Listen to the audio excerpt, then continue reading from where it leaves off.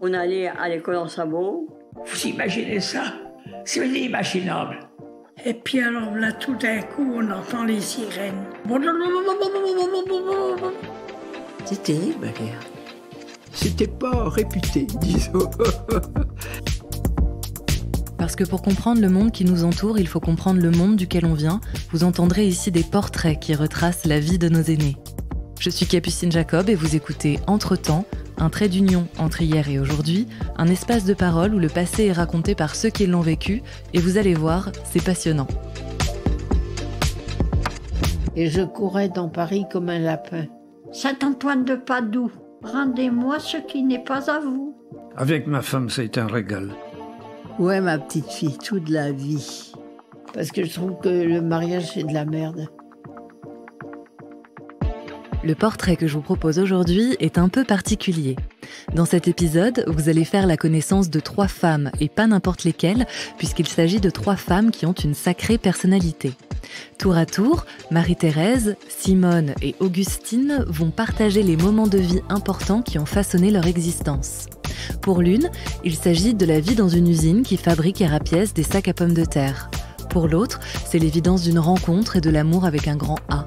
Enfin, pour la dernière, c'est sa foi inébranlable ainsi que les petites astuces qui lui ont permis de mener une vie paisible. Ces 3 témoignages sont assez courts, c'est vrai, mais ils sont aussi terriblement touchants et je ne pouvais résister plus longtemps à l'envie de les partager avec vous. Bonne écoute!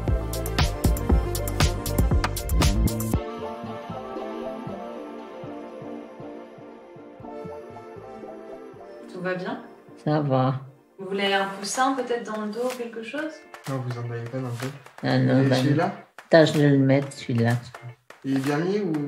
Non, il n'est pas très bien mis, mais C'est bien ce qui me semblait.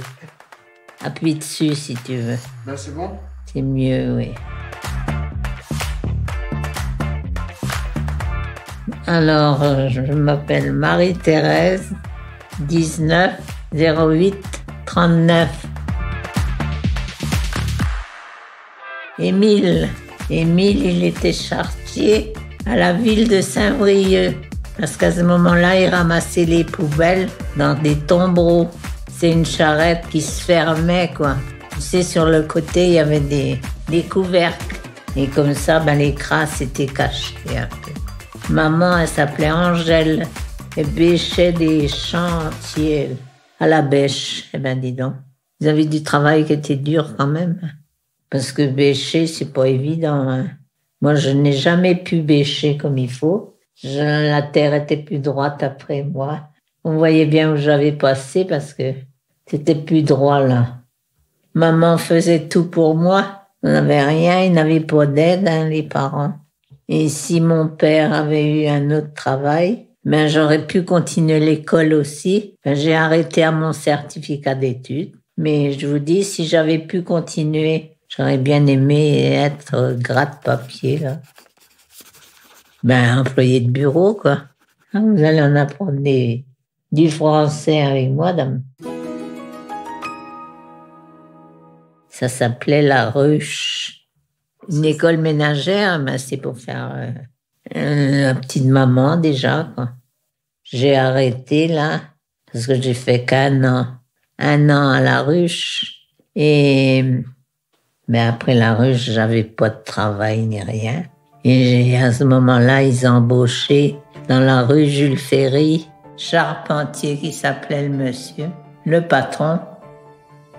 Et donc, il faisait un commerce de sacs de jute qu'on ne voit plus maintenant parce que le plastique a tout remplacé ça. J'avais 15 ans quand j'ai été là. Il y a le bâtiment qui est toujours là. Oui, on a été une centaine là-dedans. Ah oui, il fallait pointer. On avait une pointeuse. Tu mettais ta carte. Et puis alors là, on finissait à 5h30. On riait. Hein. Et on avait des chanteuses, là, ils chantaient tout le temps. Oui, on ne se rendait pas compte qu'on était en danger. La toile de jute arrivait en rouleau et ça se découpait. Il y avait des machines qui coupaient les sacs pour faire des sacs de 50 kilos. C'était beaucoup pour mettre des patates, des oignons aussi, je crois bien. Mais alors, il y avait un autre endroit où j'étais, moi. C'était l'occasion, ça s'appelle ça. On triait des sacs qui avaient contenu de l'amiante. Et quand le sac volait, ça volait aussi l'amiante. Et on en respirait plein le nez. Et puis ça allait sur les bronches. On en avait plein les sourcils ici, plein les cils. On mettait des foulards, mais jamais un masque.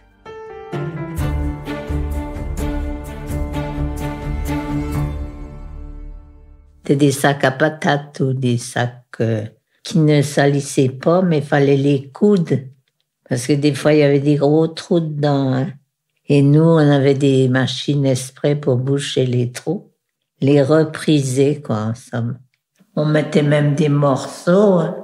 Du moment que je savais conduire ma machine, j'aurais fait n'importe quoi avec. Saint-Ger, oui, et avec ça, à ce moment-là, de toute façon. Vous appuyez sur la pédale, tiens. Ça entraînait le volant de la machine. Et puis, automatiquement, la machine elle tournait. Et notre main, on la guidait. Et quand on voulait faire du surplace, on faisait l'aiguille rentrer dans le sac pour qu'elle bouge pas, quoi. On mettait un morceau par en dessous. Et puis, autrement, si c'était vraiment tout accroché, ou des fois on mettait des morceaux par-dessus. Des morceaux, des fois, qu'on coupait dans d'autres sacs, d'ailleurs. On faisait nos 40 heures.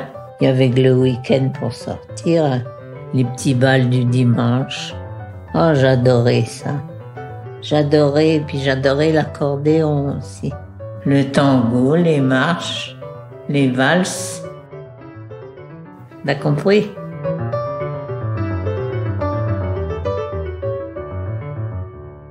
Simone, 7 mars 38, à Guingamp. Il y a des souvenirs qui s'en vont. Tous les dimanches, j'ai usé je ne sais combien de paires de chaussures. C'était un orchestre qui était payé par la commune. Et puis on dansait au son de la musique. C'était du classique, Et puis il y avait beaucoup de jeunes qui dansaient comme ça. Et on dansait sur le pavé. Comme dit l'autre, j'en ai fait valser des cœurs. Beaucoup de garçons me couraient après, comme on dit, quoi. Moi, j'avais une jupe plissée, écossaise, un chemisier blanc, et puis voilà. Il est venu me chercher à danser la dernière danse. Il était temps de se réveiller. Il s'appelait Francis. Il était beau. On dirait l'amour est toujours beau. Il était frisé, brun, des yeux marrons. Il avait 16 ans. Vous dansez, mademoiselle, qui m'a dit, et puis j'ai dit oui, puis me voilà parti danser avec lui. Boum, boum, boum, comme tous les jeunes, quand ils sont dans les bras d'un garçon. Quand je suis parti à la maison, il est venu m'accompagner, et comme tous les jeunes, ma foi, on a flirté, quoi. Ma mère, elle regardait ça un petit peu du gros œil, mais qu'est-ce que c'est le petit jeune là que t'as ramené, qu'elle dit ma mère? Il a l'air d'un petit gandin, crâneur. Je dis, c'est un copain que j'ai rencontré, quoi. Et quand on s'est séparés le soir, il m'a demandé s'il pouvait m'écrire parce qu'il était dans la marine. La marine nationale. Il était à Toulon. J'ai répondu oui. Puis il m'a écrit. Des belles lettres, oui. Des belles lettres d'amour. Tous les 2 jours, il m'écrivait. Et ça a été 3 ans d'écriture. Il y avait un petit peu de flirtage dedans, mais c'était pas de la saloperie, quoi. Enfin, c'était des mots, des lettres engagées un petit peu, puis j'en ai retrouvé encore 1 ou 2 il y a pas longtemps. Ça fait mon petit cœur, quoi. Parce que je suis pas insensible, moi non plus. Il revenait tous les mois ou tous les 2 mois. Il m'écrivait avant qu'il arrivait, en permission, pour tant de jours, et il venait me voir. Et puis là, on sortait ensemble. On allait au bal. Et au bout de 3 ans, il m'a dit, je ne veux plus faire de route comme ça, et est-ce que ça te dérange si je te fréquente? Je lui ai répondu, non, ça me dérange pas, parce que je lui ai demandé qu'est-ce qu'il comptait faire de moi. Et puis il m'a dit, si ça te dérange pas, j'ai envie de continuer. Parce qu'il dit, je me plais bien avec toi. Ouais, c'était l'envie d'être ensemble. Et puis il m'a dit comme ça, j'aimerais autre chose que de te voir comme ça le dimanche. Et j'ai dit, qu'est-ce que tu veux d'autre? Qu'il dit, moi tu me plais bien, si je te plais, et si t'as quelque chose pour moi, tu peux le dire, et puis voilà. Je lui ai dit, moi je t'aime, puis c'est tout. Et il m'a dit, moi aussi comme un dingue. Parce que j'étais folle dingue de mon mari, moi. Ouais, ma petite fille, toute la vie. Et toute la vie, il y a eu de la fidélité chez nous. 57 ans de mariage. Hein? Faut le faire, hein? Et pas de divorce, rien. Il avait son caractère aussi, moi j'avais le mien. Ah on ne dit pas oui, hein. Puis moi j'étais pas une fille à me laisser marcher sur les pieds. Je n'étais pas toujours d'accord. De temps en temps, il y avait des mots qui passaient un peu plus au glotte. Mais ça restait toujours dans le côté de la courtoisie et de l'amour. Parce que moi je peux dire que j'ai connu une belle histoire d'amour avec mon mari. Et je peux vous dire que les premiers temps, quand j'allais au cimetière de l'Ouest, puis c'est là qu'il est enterré, je peux vous dire qu'il y avait des larmes qui coulaient. Hein.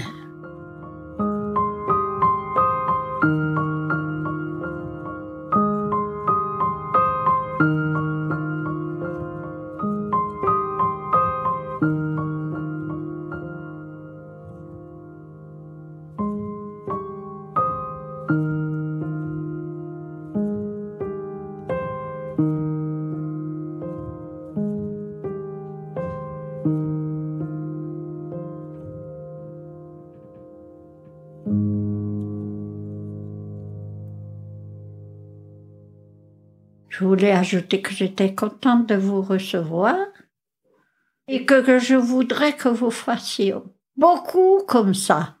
Il faut appeler les jeunes à venir vers vous.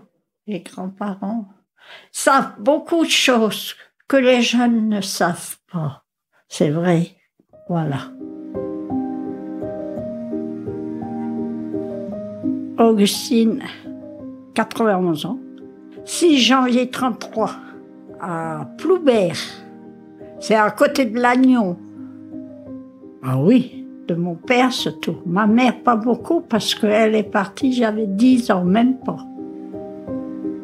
Mon père a divorcé et ma mère a pris les 2 plus grands et laissé les 2 petits avec le père. Et du coup, votre maman, vous l'avez jamais revue? Je l'ai jamais revue.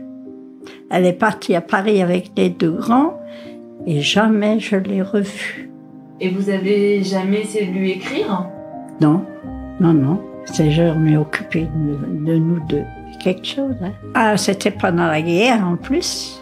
Mon père était blessé, puisqu'il était blessé depuis son jeune âge. Il avait 22 ans quand on lui a coupé son hamac avec un copain, quand il était dans la marine. Et il a eu la colonne vertébrale cassée. Il avait un corset. À l'époque, c'était en cuir avec des barres de fer. Il se déplaçait que de son lit à la table ou bien des petits trajets qu'il faisait, quoi. Il est resté tout seul. À un moment donné, après, il y a une dame qui venait chez moi. C'était une veuve.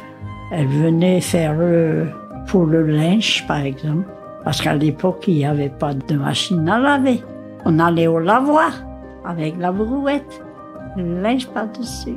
Et après, qu'est-ce qu'il a fait? On était petits. J'avais donc 8 ans.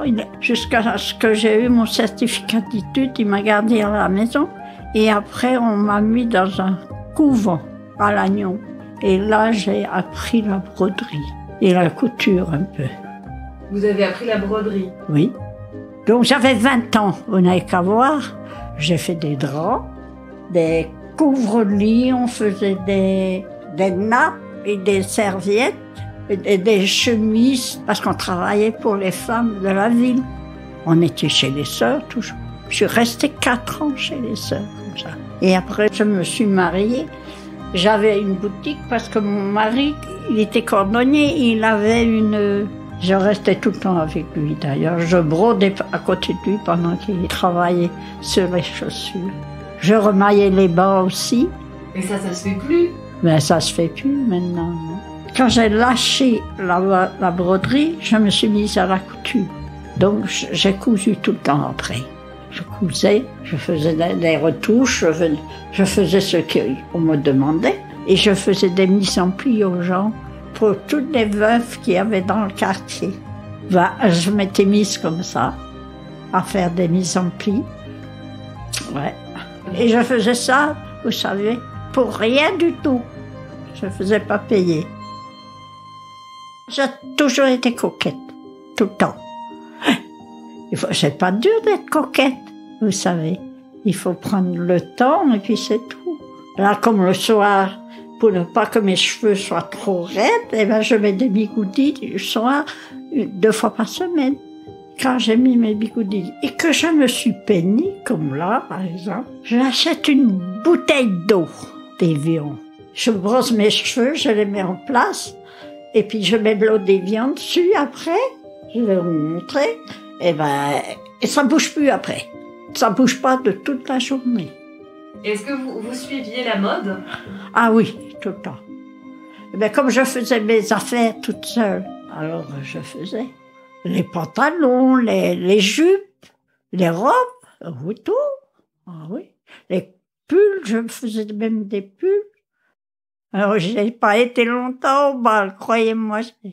C'était dans un bourg. Tous les gens pouvaient y aller. Le dimanche, c'était plein de monde. C'était bien. C'était un autre temps. Yves, je me rappelle qu'il est venu me chercher comme ça. Il m'a demandé si je voulais bien danser. J'ai dit oui, bien sûr. Des valses, des tangos, des rumbas, un peu de tout, quoi. J'ai appris avec mon mari. Il était un sacré danseur. On a même fait une fois le concours de valse et on avait eu le premier prix. Oui, je le vois encore comme si c'était hier. Il était comment? Oh, il était beau, hein. Et c'est parti de là. Et après, il est venu me conduire chez moi. Et puis le dimanche après, il est venu me chercher. C'est lui qui vous a demandé en mariage? Ah oui. On a fait les fiançailles chez moi. Et pendant les fiançailles, il m'a demandé si je voulais bien me marier avec lui. Il avait la bague de fiançailles avec lui.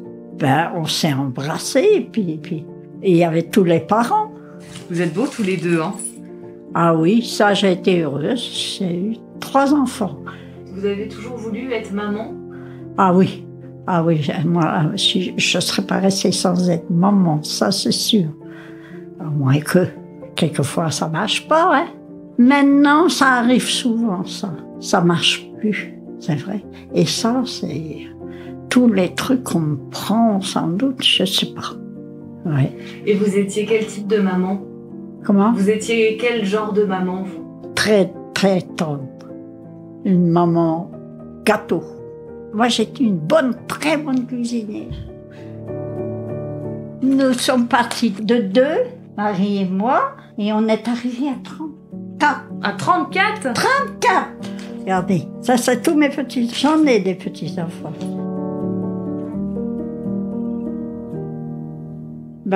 Je pense jamais au mal. Je prie souvent, madame. Je suis très croyante. Je prie pour tout le monde, pour tous ceux qui sont ici malades. Et je prie pour les jeunes, parce que les jeunes, vous savez, en ce moment, ils sont perdus un peu. Alors je prie aussi pour ça. Et ce serait quoi votre conseil justement pour les jeunes? De faire attention à eux parce que ils sont pas bien, ils sont jamais bien, ils ne sont jamais contents, jamais. Il faut pas être comme ça. Moi, j'avais pas un sou quand j'étais jeune. Pas un sou. Ni de mon père, ni de personne. Non, j'ai jamais été riche. Oui, l'argent fait pas le bonheur, alors. Non, c'est pas le bonheur, non. Ce qui a le bonheur, c'est tout. L'amour qu'on se porte, surtout. Il nous faut ça. C'est vrai. Ah oui. Mais, enfin, mieux qu'il y a, c'est ça. C'est de prier, de rester croyant toujours, de ne pas s'en faire. Si je n'ai pas ça un jour, peut-être que je l'aurai le lendemain. C'est ça aussi. Je vous assure, Tous les soirs, je prie. Je prie pas longtemps. Vous connaissez le « Je vous salue Marie ». Bon, et bien faites un Notre Père et 3 « Je vous salue Marie » tous les soirs, et vous verrez que tout ira bien. Tout ira bien. Vous vous sentez accompagné dans la vie? Oui, il y a comme s'il y a quelqu'un qui me protège. Et j'ai confiance. Et bien faites-le. Et vous verrez, ça ira mieux. Pour vous aussi. Si vous avez quelque chose qui vous tracasse, vous verrez que ça ira mieux un peu. Et si un jour vous perdez quelque chose, quand j'ai perdu quelque chose, je crie « Saint-Antoine de Padoue ». Je lui dis « Saint-Antoine de Padoue, rendez-moi ce qui n'est pas à vous ». Et je fais une prière et puis je retrouve toujours mes affaires.